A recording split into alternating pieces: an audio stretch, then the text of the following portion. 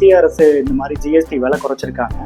அந்த விலை குறைச்சதுக்கு பாமர மக்களுக்கு இது மிகப்பெரிய ஒரு நன்மைன்னு தான் சொல்லணும். ஏன் அப்படின்னு சொன்னால், இப்போ ஒரு பொருள் 100 ரூபாய்க்கு வாங்குறீங்க அப்படின்னா அதோட வரி முன்னாடி 12%, மோஸ்ட் ஆஃப் த பெரும்பாலான மருந்துகளுக்கு 12% இருந்துச்சு. இப்போ அதை 5% குறைச்சிட்டாங்க. 12%ன்ற ஒரு ஸ்லாபை முற்றிலும் தவிர்த்துட்டாங்க. இது ஒரு பாமர மக்களுக்கு ஒரு நன்மையே. ஏன்னா அதே வருமானத்தில் தன்னோட செலவை குறைக்க முடிஞ்சதுன்னா அது அவங்களுக்கு சேமிப்பாக தான் போய் சேரும். அதனால இது ஒரு பெரிய தாக்கத்தை தான் உண்டாக்கும். மக்களுக்கு ஒரு நன்மையான தாக்கத்தை தான் உண்டாக்கும். மத்திய அரசு இந்த சட்டத்தை கொண்டு அது குறைச்சது மட்டும் இல்லாமல் அது இம்ப்ளிமெண்டேஷனையும் ரொம்ப துல்லியமாக பண்ணணும்னு நினைக்குது. அது ரொம்ப நான் வியக்கத்தக்கதாக பார்க்குறேன். இப்போ ஏன்னா ஒரு சட்டத்தை அறிவிக்கிறது ஈஸி, பட் அது பெரும்பாலும் பயன்படுத்தக்கூடியது நடைமுறைக்கு சாத்தியப்படுதா, நடைமுறை கொண்டு வந்துட்டாங்களான்னு அது துல்லியமாக கவனிக்குது. அது என்னன்னா எங்களோட அத்தாரிட்டிஸ் மூலமாக, எங்களோட ஐஆர் அத்தாரிட்டிஸை இப்போ நம்ம எடுத்துக்கிட்டோம்னா மருந்து ட்ரக் கண்ட்ரோலர்லேருந்து எங்களோட ஐஆர் அத்தாரிட்டிஸ் எல்லாருமே எங்கள் டே டு டே இதில் ஃபாலோ பண்ணுறாங்க.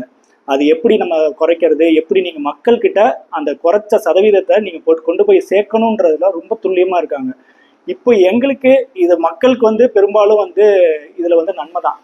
அது எப்படின்னு சொன்னால், இப்போ ஒரு பொருள் முன்னாடி 100 ரூபாய்க்கு வாங்கியிருக்கீங்க அப்படின்னா அது 12% நீங்கள் வரி கட்டினீங்கன்னா 100 ரூபாய்க்கு 12% 12 ரூபா. ஸோ அப்போ ஒரு பொருளை 112 ரூபாய்க்கு வாங்கியிருப்பீங்க 21ஆம் தேதி. இந்த 22ஆம் தேதியிலிருந்து ஜிஎஸ்டி அமல் குறைப்பு வந்திருக்கு. அப்போ அதே பொருளை 21ஆம் தேதி நீங்கள் 112 ரூபா கொடுத்து வாங்கின பொருளை இன்னைக்கு தேதியில் நீங்கள் 22க்கு அப்புறமா வாங்கும்போது 100 ரூபாலேருந்து 5% தான் அதோட ஜிஎஸ்டி. அப்போ 112 ரூபாலேருந்து நீங்கள் இப்போ 105 ரூபா தான் கட்ட போறீங்க. ஸோ கவர்மெண்ட்டுக்கு நீங்கள் வரி கட்டினது 12 ரூபால 21ஆம் தேதி 12 ரூபா வரி கட்டினது இப்போ இன்னைக்கு தேதியில் அது 5 ரூபா தான் கட்டுறீங்க. அப்போ என்னன்னா, நீங்கள் வரியை மட்டும் பார்த்தீங்கன்னா 12 ரூபா கட்டுற வரியில் 5 ரூபா கட்டுறீங்கன்னா வெறும் 50% மேலே வரி குறைஞ்சிருக்கு. அதே மாதிரி 18% உள்ளதையும் உங்களுக்கு 5க்கே கொண்டு வந்திருக்காங்க. இப்போ நம்மளோட தமிழ்நாட்டில் எடுத்துக்கிட்டோம்னா டயபெட்டிஸ், அதாவது இன்சுலின் நம்ம யூஸ் பண்ணுறது எல்லாமே முன்னாடி 5% இருந்துச்சு. இப்பயும் 5% தான் இருக்கு. அதில் மாற்றம் இல்லை. பெரும்பாலான இப்போ நம்ம ஒரு 1000 ப்ராடக்ட் நாங்கள் விற்கிறோம்னா அதில் ஒரு 20 ப்ராடக்ட் இன்சுலின் வச்சுக்கலாம். ஒரு 900 ப்ராடக்ட் அதர் தேன் மெடிசன்ஸ், இந்த ப்ரெஷர் மாத்திரை, அந்த மாத்திரை, எமர்ஜென்சி மாத்திரை, கால்பால், அது இதுன்னு விற்கிறோம். மித்தது சோப்பு, ஷாம்பு அதெல்லாம் விற்கிறோம். ஸோ அந்த டெர்மா ப்ராடக்ட்ஸ்லாம் விற்கிறோம். இப்போ இதில் பெரும்பாலும் என்னென்னா, நம்மளோட சேல்ஸில் 90% இந்த 12% தான் இருந்துச்சு. இப்போ இந்த 90% சேலை 5% கொண்டு வந்துட்டாங்க. ஸோ இந்த 10,000 ப்ராடக்டில் 900 ப்ராடக்ட் நமக்கு கிட்டத்தட்ட 9,000 ப்ராடக்ட் வரி கம்மியாக இருக்குது. இப்போ முன்னாடி என்னென்னா, நம்ம கேன்சர் ஸ்பெஷாலிட்டி ப்ராடக்ட்ஸ்ன்னு சொல்லுவாங்க. இந்த ஸ்பெஷாலிட்டி ப்ராடக்ட்ஸ் எல்லாமே வரி இருந்தது. இப்போ அதுக்கு எல்லாத்துக்குமே 0% ஆக்கியிருக்கிறாங்க. அது போக நம்மளோட இப்போ இந்த ப்ரெஷர் மாத்திரைகள், நம்மளோட இந்த ஆர்த்தரைட்டிஸ் மாத்திரைகள் பெரும்பாலான 90% 12% இருந்தது. அதெல்லாமே இப்போ 5க்கு பண்ணியிருக்காங்க. பெரும்பாலான நம்ம யூஸ் பண்ணுற டெர்மா ப்ராடக்ட்ஸ், அதாவது இந்த ஸ்கின் சம்மந்தப்பட்டது, நம்ம முடி சம்மந்தப்பட்டது, இதெல்லாமே 18% இருந்தது. அதில் பெரும்பாலானது 5% கொண்டு வந்துட்டாங்க.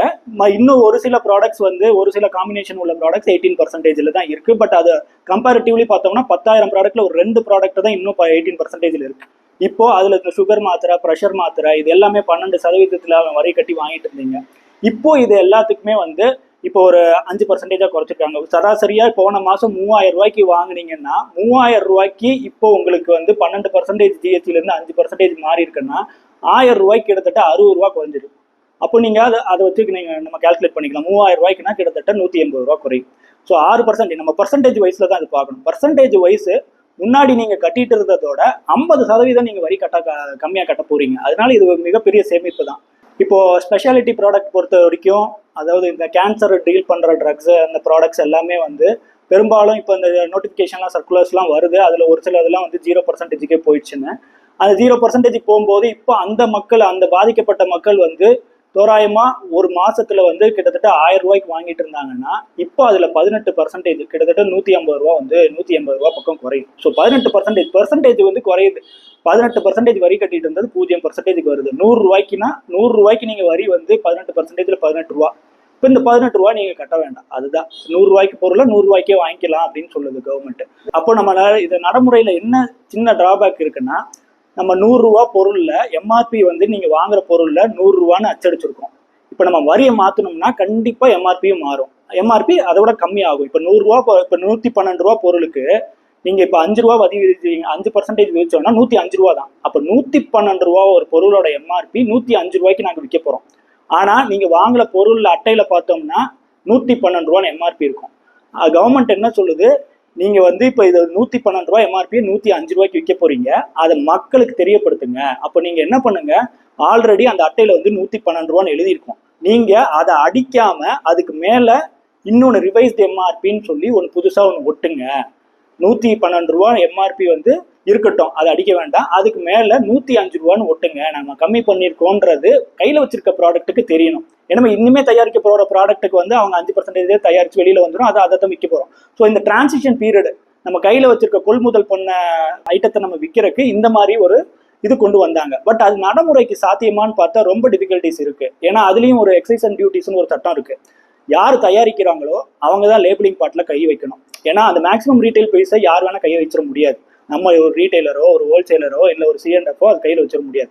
ஸோ இந்த ப்ராடக்ட்ஸ் எல்லாம் நாங்கள் மேனுஃபேக்சரர் ரெண்டுக்கு அனுப்பி அவங்க ஒட்டி திருப்பி நாங்கள் வாங்கி மக்களுக்கு கொண்டு வந்து சேர்க்கும் போது இந்த மருந்தோட தட்டுப்பாடு ஏற்பட்டுரும். ஸோ இது உயிர்காக்கும் மருந்து, எமர்ஜென்சி மருந்துலாம் நிறைய இருக்கிறதுனால கவர்மெண்ட் வந்து இதுக்கு ஒரு விலக்கு கொடுத்துச்சு. என்ன விலக்குன்னா, சரி நீங்க 112 ரூபா எம்ஆர்பியை விற்க போறீங்க, அப்போ நீங்க அதுல லேபிள் ஒட்டலனாலும் பரவாயில்ல, நீங்க கொடுக்குற பில்லுல வந்து 105 ரூபான்னு கொண்டு வாங்க, மக்களுக்கு அதை தெரியப்படுத்துங்க. 112 ரூபா பொருளை 105 ரூபாய்க்கு தான் விற்க போறோம், அந்த ரிவைஸ்டு எம்ஆர்பியை மக்கள் கிட்ட போய் சேர்க்கணும், அதை சேர்க்க வேண்டியது உங்க பொறுப்புன்னு சொல்லி ஹோல்சேலருக்கும் அது சொல்லுது, ரீட்டைலருக்கும் அது சொல்லுது. ஸோ இந்த டிரான்சிஷன் பீரியட் நடக்கிற இந்த ஒரு 30 நாள் 40 நாள் புது ப்ராடக்ட்ஸ் வர்ற வரைக்கும் ரீட்டைலர்ஸ் எண்டில் மக்கள் விழிப்புணர்வா நீங்க என்ன பண்ணலாம் அப்படின்னா, கையில வாங்குற ப்ராடக்ட் வந்து எம்ஆர்பியை செக் பண்ணுங்க. இப்போ 112 ரூபா நீங்க போன மாசம் வாங்கினீங்கன்னா இந்த மாசம் அது 105 ரூபாய்க்கு தான் வரணும். பில்லுல 105 ரூபா தான் போட்டிருக்காங்களான்னு விழிப்புணர்வோட பாருங்க. ஏன்னா இப்போ ரீட்டைல பெரும்பாலும் எல்லாரும் ஜென்யூனிட்டியை ஃபாலோ பண்ண ஆரம்பிச்சிட்டாங்க, யாரும் அந்த அளவுக்கு சீர்கேட் பண்ணி பண்றது இல்லை. பட் இருந்தாலும் டேட்டா பேஸ் எல்லாமே இப்போ கணினி ஆயிடுச்சு. கம்ப்யூட்டர்ல என்ன ஃபீட் பண்ணிருக்குமோ அதுதான். அது ஒரு சில ப்ராடக்ட்ஸ் தப்பா ஃபீட் பண்ணியிருந்தாங்கன்னா வரும். அப்போ நம்ம அந்த நேரத்தில் நம்ம தான் விழிப்புணர்வா இருக்கணும்.